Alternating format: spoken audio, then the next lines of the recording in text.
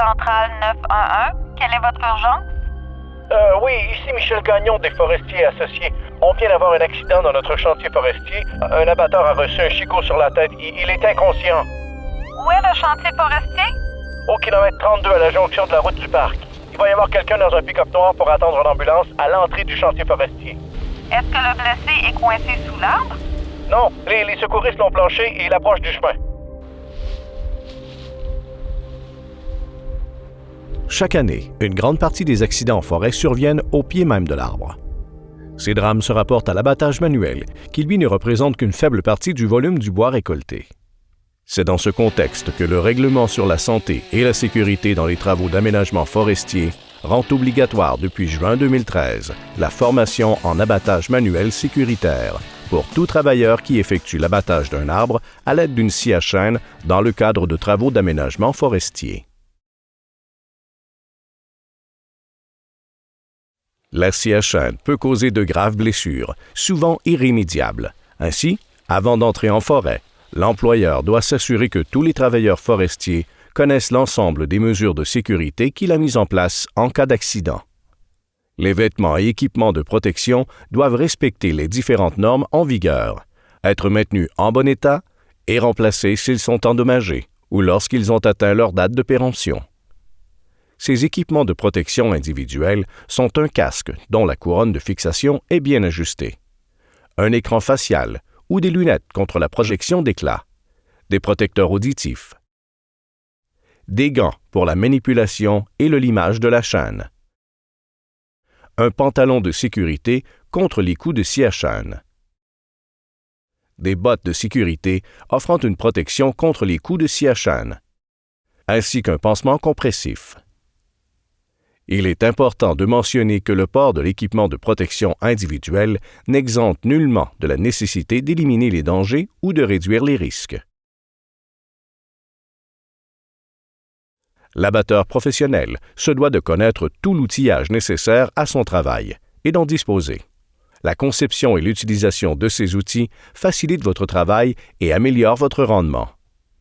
Voici les principaux. Une ceinture porte-outils.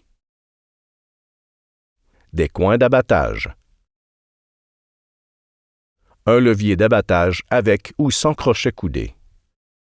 Une jauge de profondeur, une lime et un porte-lime. Des pinces, un crochet de levage, du ruban pour identifier un danger, un galon à mesurer d'abatteur, un extincteur à poudre et un réservoir avec bec verseur anti-versement.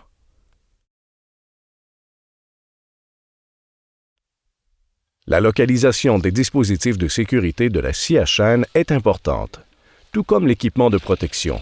Votre tronçonneuse doit elle aussi respecter les différentes normes en vigueur, être munie de dispositifs de sécurité et maintenue en bon état en tout temps. Voici les dispositifs de sécurité et leur localisation. L'étrier de protection. Le verrou de sécurité de la commande des gaz. Les dispositifs d'amortissement des vibrations. Une protection de la main droite. L'attrape-chaîne. L'interrupteur. Le frein. Un silencieux et un pare-étincelle.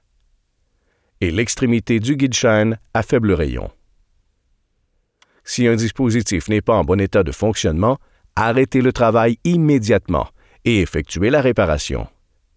Pour l'entretien de la scie à chaîne, vous devez suivre les recommandations du fabricant. Vous devez aussi effectuer un entretien régulier et prévoir un inventaire des pièces de rechange sur les lieux de travail. L'emballage du fabricant indique les spécifications à suivre en ce qui concerne les angles d'affûtage de la gouge, la hauteur adéquate des guides de profondeur et le diamètre de la lime ronde. Un bon affûtage commence par une connaissance approfondie de la gouge. En observant cette gouge, on peut identifier les différentes parties, c'est-à-dire le coin rongeur, le tranchant latéral, le guide de profondeur, le fond de la gouge, la pointe, le talon, les trous des rivets, le tranchant supérieur. En tout temps, lors de l'affûtage, adoptez une posture confortable, stable, bien équilibrée et avec les bras à un bon niveau. Tout cela donnera un affûtage efficace. Maintenant, voyons de près les techniques d'affûtage. L'utilisation des gants est obligatoire. Vous aurez également besoin de bons outils. Une jauge de profondeur, le porte-lime, une lime plate et une lime ronde de bon calibre. Les étapes à suivre pour réaliser un bon affûtage sont les suivantes.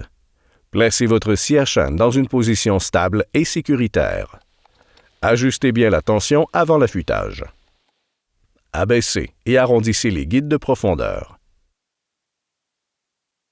Nettoyez bien le fond de la gouge. Placez le porte-lime sur le tranchant supérieur de la gouge et le guide de profondeur. Finalement, lorsque votre affûtage est terminé, toutes les gouges doivent être de la même longueur. Une scie à chaîne bien affûtée permet d'abattre, débrancher et de tronçonner avec un maximum de sécurité et un minimum d'effort.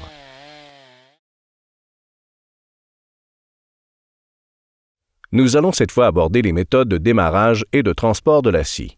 Dans les deux cas, il s'agit d'opérations qui comportent des risques. Lors du transport de la scie, veillez à ce que son moteur soit arrêté et que le guide-chaîne soit dirigé vers l'arrière.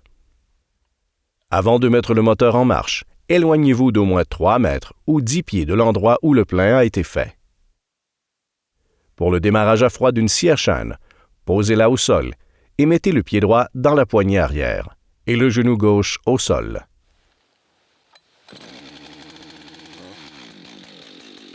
Par la suite, vous pourrez démarrer sécuritairement votre tronçonneuse en enclenchant le frein de la chaîne, puis en la tenant entre les cuisses. Vous devez absolument tenir la scie avec les 2 mains et garder votre pouce sous la poignée avant. Lorsque vous enlevez la main sur la poignée avant de la tronçonneuse, vous devez obligatoirement activer le frein de sécurité. Les forces réactives de la chaîne se manifestent de différentes façons. Ainsi, si vous utilisez la partie supérieure du guide-chaîne, la scie est poussée vers vous. Par contre, lorsque vous utilisez la partie inférieure du guide-chaîne, la scie est attirée vers l'arbre. Dans ces deux cas, vous risquez de perdre l'équilibre. Vous devez vous assurer en tout temps qu'aucun obstacle n'entre en contact avec le bout supérieur du guide-chaîne. Si tel est le cas, le rebond incontrôlé, ou kickback, est inévitable.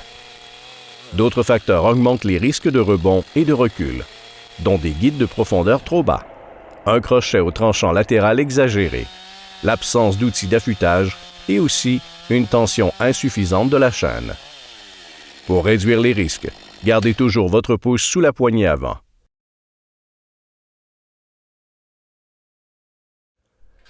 Tout abattage doit être préparé et planifié. Avant de débuter, l'abatteur et l'opérateur du débardeur doivent examiner les lieux. Ils doivent s'entendre sur la façon de procéder en tenant compte de la topographie du terrain, de l'inclinaison naturelle des arbres et des sentiers de débardage. Par la suite, l'abatteur doit appliquer le code de sécurité, le DICEP, pour chaque arbre à abattre, en évaluant et en éliminant les dangers, puis en déterminant l'inclinaison, les sorties de secours, l'épaisseur de la charnière et le plan d'abattage. Il considère tous les facteurs de danger, l'inclinaison naturelle de l'arbre, la courbure du tronc, la forme de la couronne et des grosses fourches, la longueur et le diamètre, les défauts pathologiques, pourritures et champignons, les branches mortes, le vent, le verglas et la neige, les obstacles au sol et la topographie, les arbres encroués et les chicots, les obstacles dans la direction de la chute et la présence d'autres travailleurs. Le pied de l'arbre que vous abattez doit être dégagé et vous devez prévoir des voies de retraite. Votre lieu de travail doit être débarrassé des broussailles, des branches et des débris afin de travailler avec précision. Ainsi, vous réduisez les risques d'accident et rendez l'élagage et le travail plus facile. Il est aussi indiqué de prendre quelques précautions additionnelles. Faites attention au risque de rebond. Tenez votre pouce sur la commande des gaz et effectuez le dégagement de préférence en utilisant la partie supérieure du guide-chaîne. Enfin, éliminez les tiges nuisibles situées dans la zone de chute de l'arbre, pouvant créer des perches fléchies. Prévoyez 2 voies de retraite vers l'arrière, à 45 degrés par rapport à la direction de la chute de l'arbre. Vous devez vous éloigner à au moins 2 mètres ou 6 pieds dans votre voie de retraite. La voie de retraite utilisée est celle où l'on terminera le travail. Elle doit être nettoyée et prête à l'utilisation avant de commencer votre plan d'abattage. En aucun cas, on ne doit passer derrière l'arbre en chute. Arrivé à l'élagage du tronc, veillez suivre ces quelques mesures de sécurité. Coupez avec la partie inférieure du guide-chaîne, en faisant un mouvement du haut vers le bas. Tenez la scie à chaîne parallèle aux épaules afin d'éliminer le risque de rebond. Par ailleurs, ne portez pas votre scie au-dessus de la hauteur des épaules. Tout en élaguant, faites le tour de l'arbre en utilisant le tronc comme protection. Tenez votre pouce sur la commande des gaz. À partir de maintenant, vous pouvez réaliser le plan d'abattage. Un aperçu de la technique de base et des types d'entailles vous aideront à effectuer un abattage directionnel efficace et sécuritaire. Avant de procéder à l'entaille de votre arbre, adoptez une posture confortable. Tenez compte de votre taille, de l'équipement utilisé, de la topographie du terrain et des autres contraintes environnantes. Pour exécuter le premier trait de scie, appuyez votre épaule gauche contre l'arbre et votre coude sur votre genou droit pour obtenir un angle de 45 degrés. Placez votre main gauche dans le coin de la poignée. Assurez-vous que votre pouce est sur la commande des gaz. Pour réussir un abattage directionnel, regardez dans le sens de la chute prévue. La technique de base doit respecter les 3 étapes suivantes, soit la confection de l'entaille de direction, la réalisation du trait d'abattage et la conservation d'une lisière de bois non coupée, appelée charnière.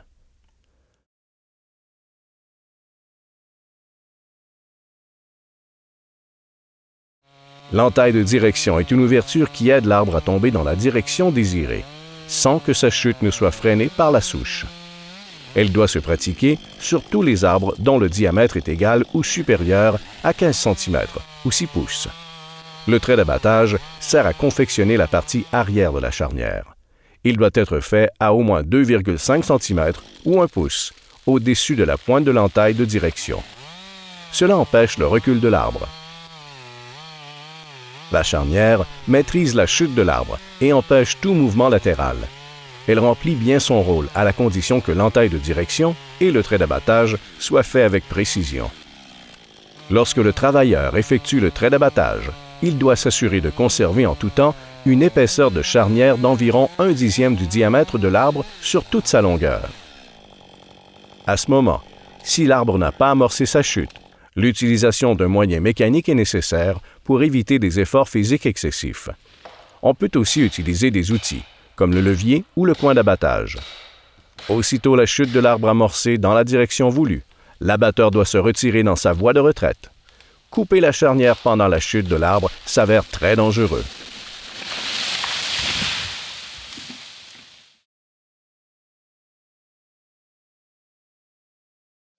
Il y a 4 types d'entailles de direction: conventionnelle, en V, ouverte et de Humboldt. Le premier trait de scie à l'entaille conventionnelle doit avoir une ouverture minimale de 45 degrés et atteindre une profondeur équivalente au moins au tiers du diamètre de l'arbre à couper. Le deuxième trait de scie est horizontal et rencontre parfaitement le premier. L'entaille en V est utilisée pour abattre les arbres en pente. Elle se compose de 2 coupes diagonales dont l'une est faite vers le haut et l'autre vers le bas. Ces coupes se rencontrent à 1/3 du diamètre de l'arbre et l'ouverture se situe entre 70 et 90 degrés. L'entaille de Humboldt est utilisée lors de l'abattage des feuillus nobles de grande valeur, puisque l'entaille de direction se trouve dans la souche. Le premier trait de scie se pratique vers le haut, avec une ouverture minimale de 45 degrés, et une profondeur du tiers du diamètre de l'arbre. Le second trait de scie est horizontal et rejoint parfaitement le premier. L'entaille ouverte est pratiquée lors de l'abattage dans les pentes fortes et abruptes. Elle permet à l'arbre de demeurer attaché à la souche grâce à la charnière. De cette façon, l'arbre ne glisse pas dans la pente et peut facilement être récupéré. L'ouverture créée par les deux premiers traits de scie formant l'entaille se situe entre 80 et 100 degrés. Elle peut atteindre 120 degrés dans les pentes abruptes. Tout comme les autres types d'entailles, sa profondeur atteint le tiers du diamètre de l'arbre à couper. L'opération est jugée incorrecte et dangereuse lorsque l'ouverture ou la profondeur n'est pas suffisante, ou bien lorsque les coupes diagonales et horizontales ne se rencontrent pas au fond de l'entaille. Il y a alors dépassement. C'est ce qu'on appelle la coupe à la Dutch. Les entailles incorrectes font en sorte que les arbres peuvent tomber, de façon imprévue, dans la mauvaise direction. Rebondir de la souche, quelquefois même vers l'abatteur. Se fendre comme une chaise de barbier sur une partie du tronc. Et enfin, être dévalorisé, en raison des fibres arrachées de la bille de pied lors de la chute. L'abatteur doit alors corriger son travail avant d'entreprendre la réalisation du trait d'abattage. Peu importe le type d'entaille de direction, le trait d'abattage doit toujours être d'une hauteur d'au moins 2,5 cm ou de 1 pouce, au-dessus de la pointe de l'entaille. La charnière doit être d'un dixième du diamètre de l'arbre. Le trait d'abattage peut être aussi réalisé en utilisant la technique du perçage. Cette technique est recommandée pour faire face à certaines situations. Par exemple, lorsque les arbres sont inclinés dans la direction de la chute, quand il y a présence de caries de cœur, ou encore au moment où vous abattez les arbres et qu'ils ventent. Lorsque le perçage doit être pratiqué dans un arbre dont le diamètre est inférieur à la longueur du guide-chêne, procédez de cette façon. Faites une entaille de direction. Insérez d'abord le côté inférieur du guide-chêne pour éviter tout rebond. Continuez le trait jusqu'à ce que vous ayez atteint l'épaisseur convenable de la charnière et sciez le talon qui maintient l'arbre. D'autres situations, enfin, vous mettront en présence d'arbres dont le diamètre sera supérieur à 2 fois la longueur du guide-chêne. Dans ce cas, faites une entaille ouverte.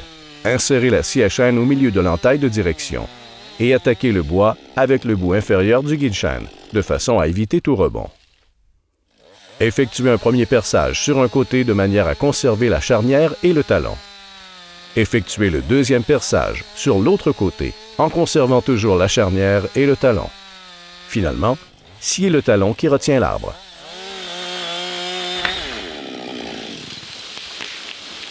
Si l'arbre n'a pas amorcé sa chute après avoir effectué l'entaille de direction, un trait d'abattage conforme et une charnière d'épaisseur appropriée, l'utilisation d'un levier ou d'un coin d'abattage est alors nécessaire pour éviter des efforts physiques excessifs. Dès que l'arbre amorce sa chute dans la direction voulue, l'abatteur se retire dans sa voie de retraite. Souvenez-vous que toutes les étapes d'abattage sont interdépendantes et chacune doit être accomplie avec précision.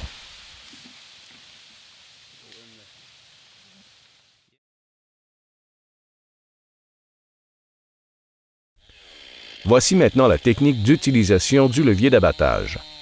Lorsque vous désirez abattre un arbre de petite dimension dans la direction opposée à son inclinaison naturelle, effectuez l'entaille de direction. Faites le trait d'abattage de façon à rejoindre les 2 tiers du diamètre de l'arbre. Insérez le levier d'abattage et sciez la partie restante du trait d'abattage en pratiquant une coupe légèrement en biais. Cette façon de procéder élimine tout risque de heurter le levier. Enfin, n'oubliez pas que votre charnière doit rester intacte. Pour basculer l'arbre, utilisez les jambes. Gardez votre dos bien droit, pliez les genoux et levez. De cette manière, les contraintes physiques sont diminuées.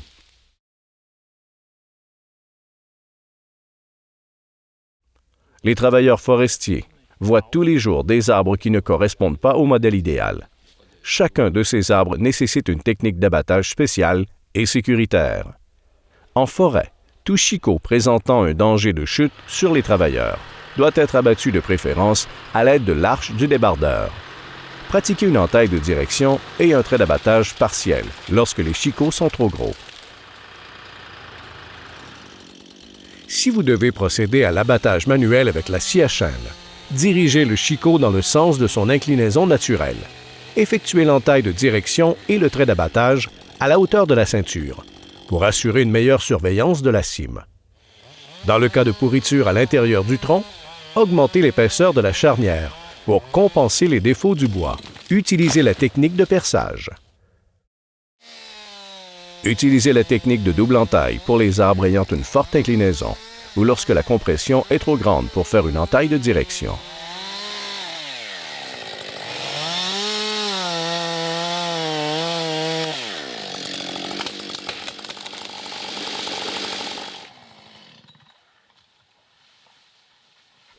Les arbres enchevêtrés naturellement doivent être abattus en même temps, en procédant de la façon suivante. Observez l'inclinaison naturelle des arbres. Faites l'entaille de direction et le trait d'abattage à l'arbre 1, et la même opération à l'arbre 2 en le perçant.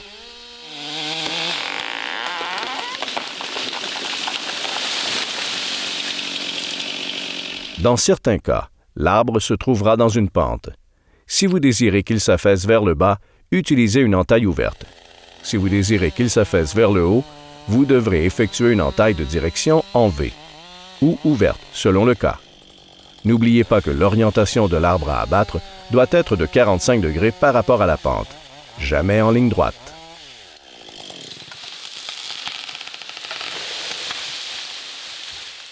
L'arbre encroué par accident génère 4 situations dangereuses et nécessite certaines précautions. Ne jamais travailler dans la zone dangereuse où l'arbre est encroué. Ne pas abattre un arbre qui retient un arbre encroué. N'abandonnez en aucun cas un arbre dont l'entaille de direction ou le trait d'abattage ont été complétés. Ne jamais laisser à l'abandon un arbre encroué.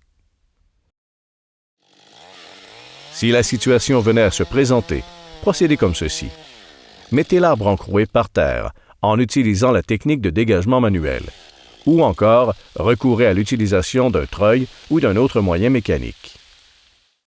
Les arbres cassés présentent d'autres situations qui font appel à des techniques spéciales. Pour en venir à bout, utilisez si possible un débardeur.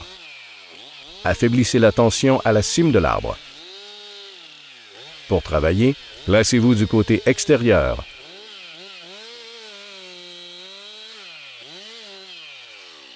Faites l'entaille conventionnelle à 90 degrés par rapport au sens de l'arbre cassé et utilisez un levier d'abattage. Dans certaines situations, vous pourrez faire face à des perches fléchies dont la hauteur dépassera celle de vos épaules. Pour les affronter, placez-vous d'abord sous la perche et à son extrémité. Coupez les branches situées en dessous jusqu'au redressement de la perche. En ce qui a trait aux perches dont la hauteur est inférieure à celle de vos épaules, placez-vous à 90 degrés par rapport à son axe. Effectuez la coupe dans le sens de la fibre du bois en rasant dans la compression. Évitez d'utiliser la zone de danger du guide-chêne. Souvenez-vous que la maîtrise constante de chaque arbre est la clé de la sécurité. Alors, si vous ne possédez pas les bons outils ou si votre voie de retraite semble incertaine, n'abattez pas l'arbre.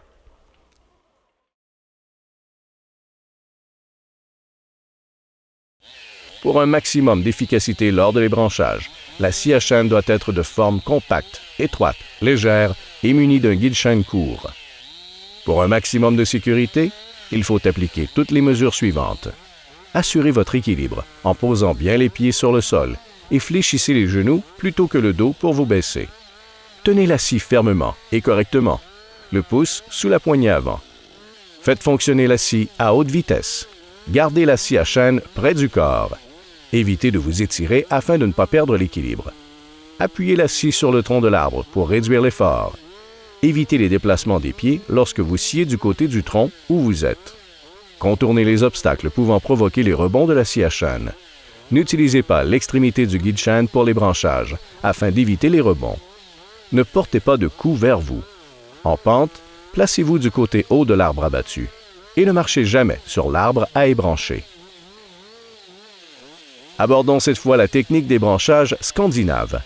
Elle s'applique lorsque les arbres abattus sont surélevés, à une hauteur se situant entre le genou et la hanche. Appuyez la scie sur le tronc. Poussez la scie sur le dessus du tronc. Appuyez-la contre votre jambe droite. Utilisez la chaîne sur la partie supérieure ou inférieure du guide selon le cas. Enfin, n'avancez que lorsque le guide se déplace vers le bas de l'autre côté du tronc. Déplacez-vous vers l'avant, autant que possible, en tenant compte des branches non encore coupées. Après avoir maîtrisé les techniques d'abattage et les branchages, vous devez connaître les diverses techniques de tronçonnage. Lorsque vous coupez des branches de grande dimension, le guide-chaîne risque de se coincer plus facilement. Faites appel aux méthodes de coupe transversale pour scier les branches sous tension, section par section. Effectuez toujours le premier trait de coupe dans la compression. Enlevez la pression, puis coupez la branche près du tronc. Prenez garde au risque de déplacement latéral de la tige.